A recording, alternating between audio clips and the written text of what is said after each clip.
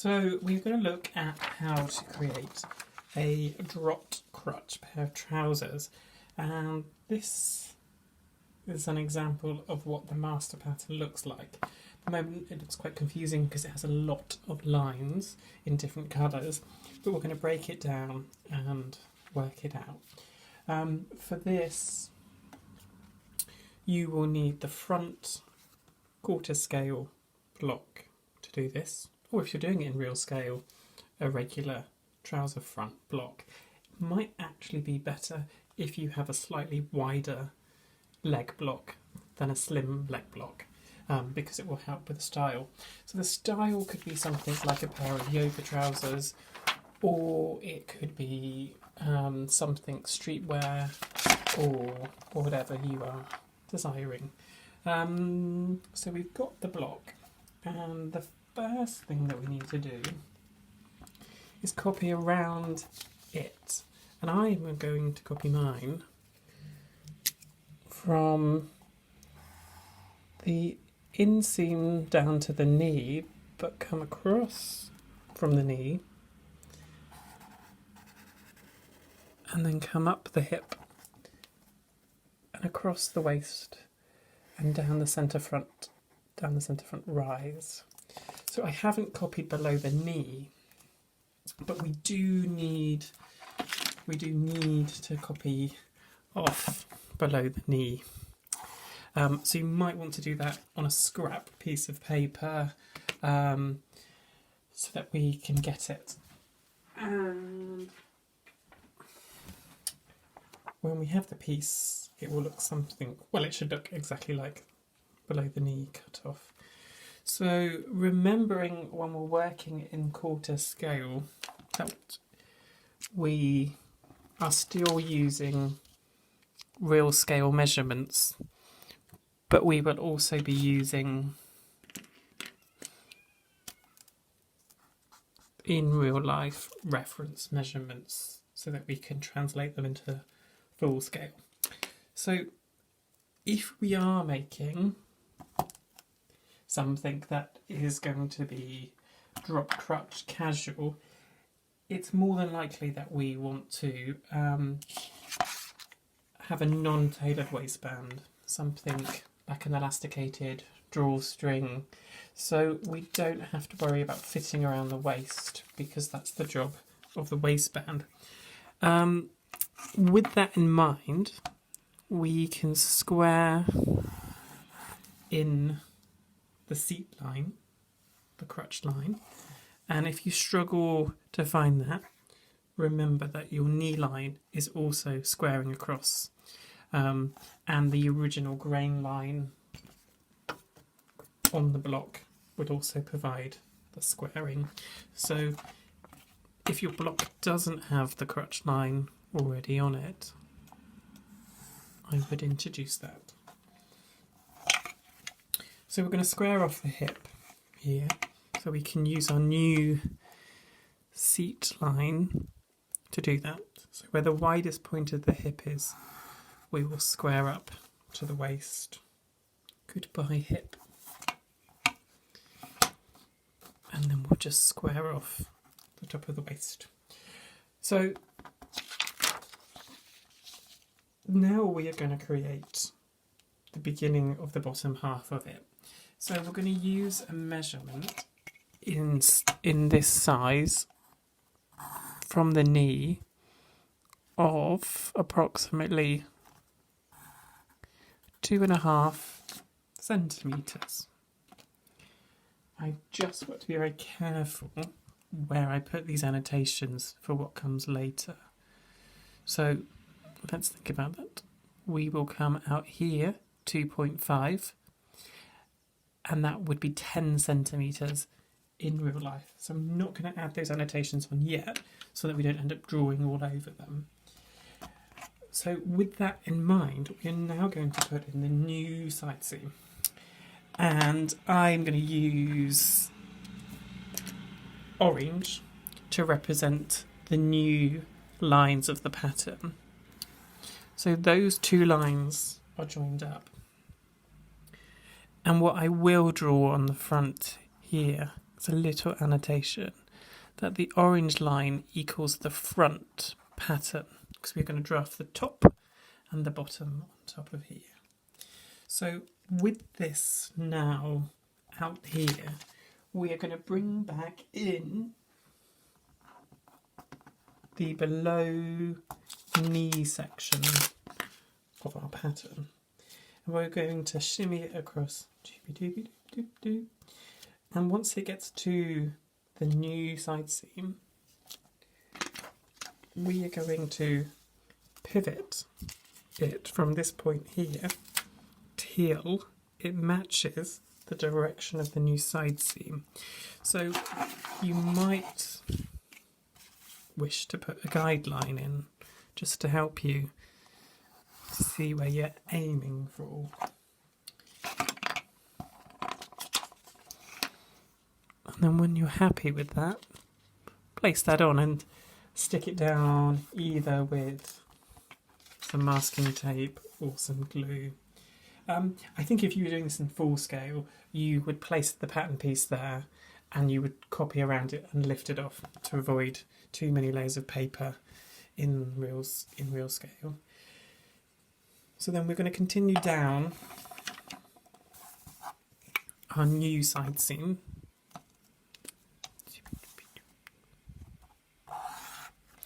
And come across the hem to this point here.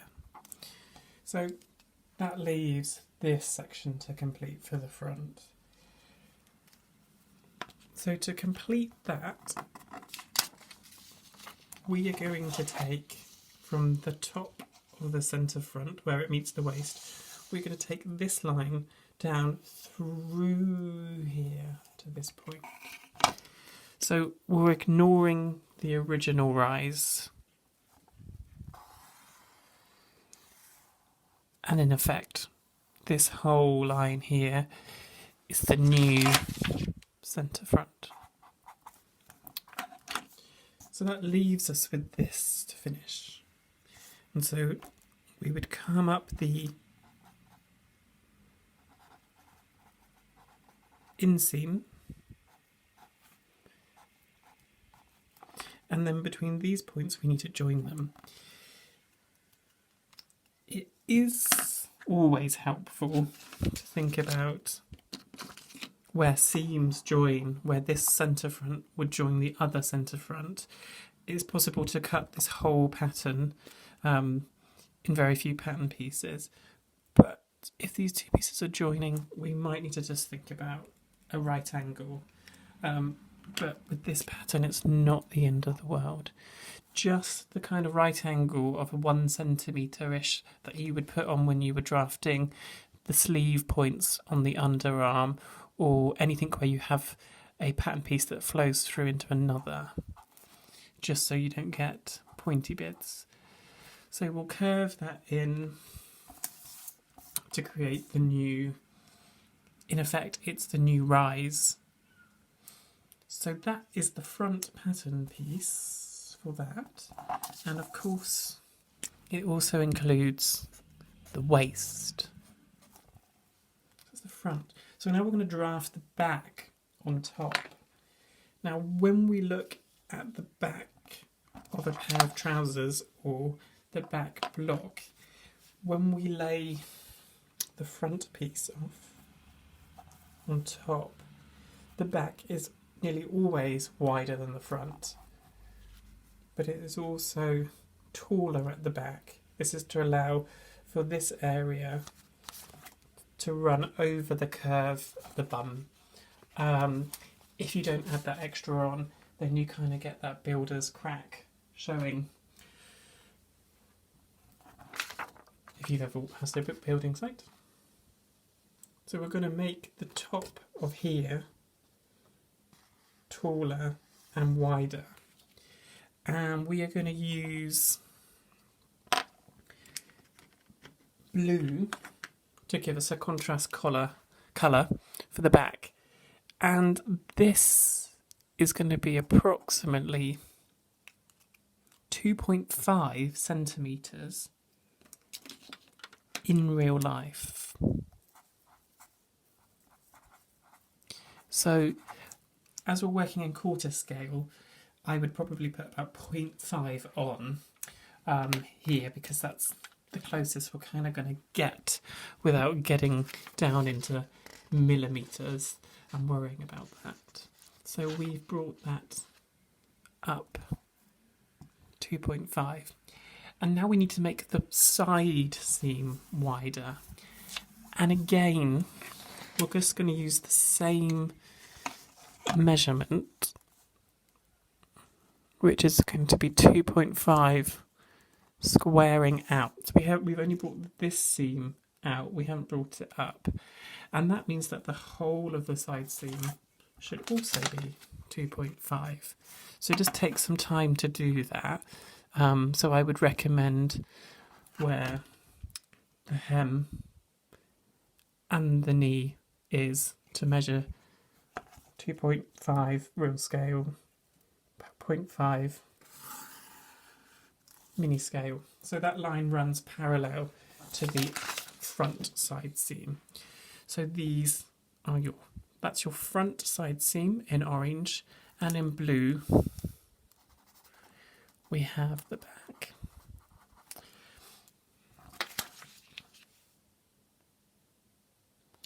So when we look here, we are going to curve that in.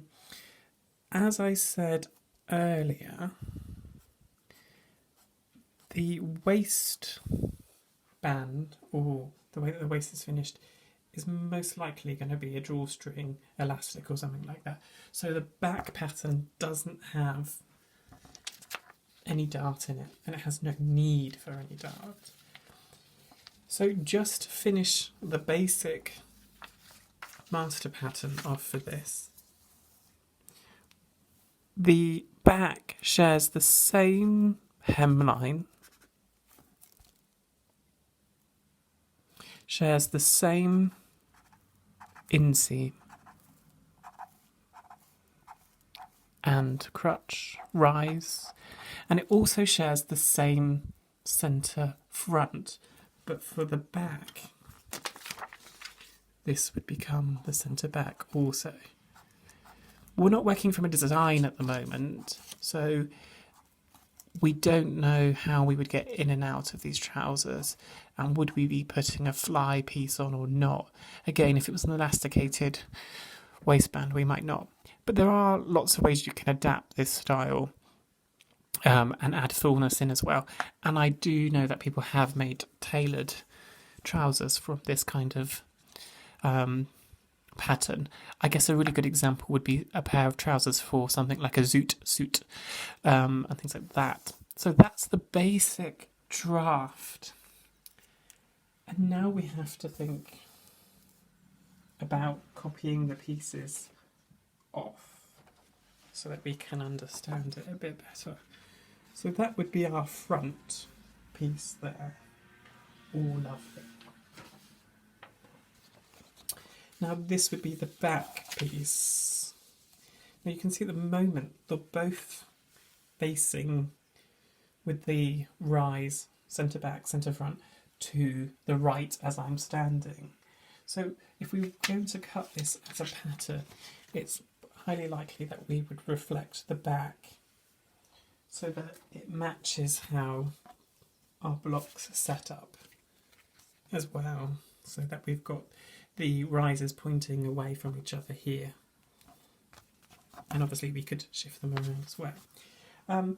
But also what we can see when we put that together is that we can then have one large pattern piece for this. And with one pattern piece, with this all joined, we could put inseam pockets. But we can also avoid having to cut more than two pattern pieces for this, two fabric pieces for this. Where the grain line goes for this can be altered and changed. Now the grain line could run down centre back, centre front, but it also could carry on in the original position. Now that is the basic pattern for it. what we haven't got is any fullness in here, and that would mean that when we're wearing it without any fullness, it could potentially look quite unattractive, especially when the waistband is pulling in. So one of the things that we would consider doing to the front and the back in equal measures is something where we would want to consider drawing in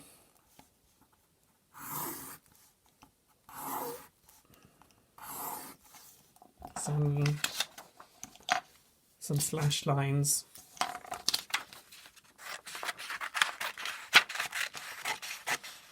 You could go further than the knee. You could go all the way to the bottom. It's about how much volume you want to put in.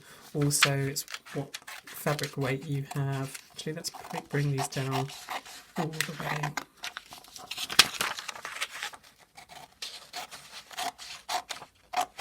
So, as always, whatever you do to the front in terms of increasing volume, you would do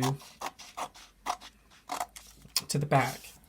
And with that in mind, we might actually think about doing the spreading before we copy the front and the back off separately. But then we would think about adding in the volume through the pattern there. So that would be the basic principles of doing a style of drop crotch. There are many different styles, and there's a variation that I've seen of this, but this was a pattern technique that was shown to me by a pattern cutter when I was working at McQueen, an Australian lady, and I always think it works really well if you're going for that very casual, very deep crotch line, dropped crotch trouser.